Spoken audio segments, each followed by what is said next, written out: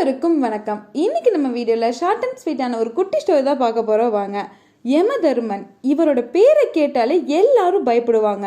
ஏன்னா எல்லாருமே இவரை ஒரு ராட்சசனும் அரக்கனும் நினச்சிட்டு இருக்காங்க. ஆனால் உண்மையிலே யார் இந்த யமதர்மன் தெரியுமா? அதை தெரிஞ்சுக்கிறதுக்கு முன்னாடி யாருக்கெல்லாம் கடவுள் நம்பிக்கை அதிகமாக இருக்கோ அவங்கெல்லாம் நம்ம சேனலை இப்போவே சப்ஸ்கிரைப் பண்ணிடுங்க. ஏன்னா எனக்கும் கடவுள் நம்பிக்கை அதிகமாக இருக்குது. நீங்கள் நினைக்கிற மாதிரி யமதர்மன் ஒரு ராட்சசனோ இல்லை அரக்கனோ கிடையாதுங்க. இவரும் ஒரு கடவுள் தான். ஆரம்பம் ஒன்று இருந்தால் முடிவு ஒன்று கண்டிப்பாக இருக்கும். அதே மாதிரி பிறப்புக்கு ஒரு கடவுள் இருக்கும்போது இறப்புக்கு ஒரு கடவுள் இல்லாமையா போயிடுவார். அவர் வேற யாரும் இல்லைங்க, அவர் தான் யமதர்மன். இந்த உலகத்தில் பிறக்கிற எல்லா உயிர்களோட ஆயுட்காலம் முடிஞ்சதும் அவங்களோட உயிர்களை பிரித்து எடுத்து நல்லது பண்ண ஆன்மாக்களை சொர்க்கத்துக்கும் கெட்டது பண்ண ஆன்மாக்களை நரகத்துக்கும் கொண்டு போய் சேர்க்கறது தான் இவரோட வேலை. யமலோகம்னு சொல்லக்கூடிய நரகம் தான் இவரோட வீடு.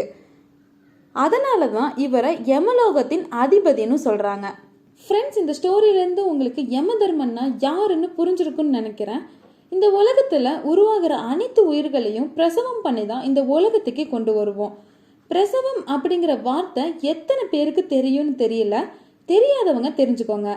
எந்த ஒரு வார்த்தையும் சேர்த்து படிக்கும்போது அதோட பொருள் நமக்கு கரெக்டாக தெரியாது. பிரித்து பார்த்து படித்தாதான் புரியும்.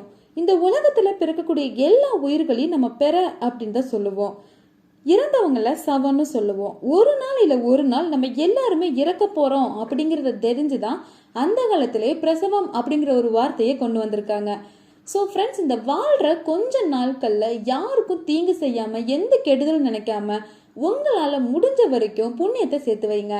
இந்த ஸ்டோரி உங்களுக்கு யூஸ்ஃபுல்லாக இருந்துச்சுன்னா உங்கள் ஃப்ரெண்ட்ஸ் எல்லாருக்குமே ஷேர் பண்ணிடுங்க. நான் சொல்கிற ஒவ்வொரு கதையும் உங்கள் லைஃப்பை மோட்டிவேட் பண்ணும். அதே மாதிரி நீங்கள் பண்ணுற ஒவ்வொரு லைக் அண்ட் சப்ஸ்கிரைப்பும் என்ன மோட்டிவேட் பண்ணும். தேங்க்ஸ் ஃபார் வாட்சிங். இதே மாதிரி அடுத்த ஒரு வீடியோவில் பார்க்கலாம். பாய்.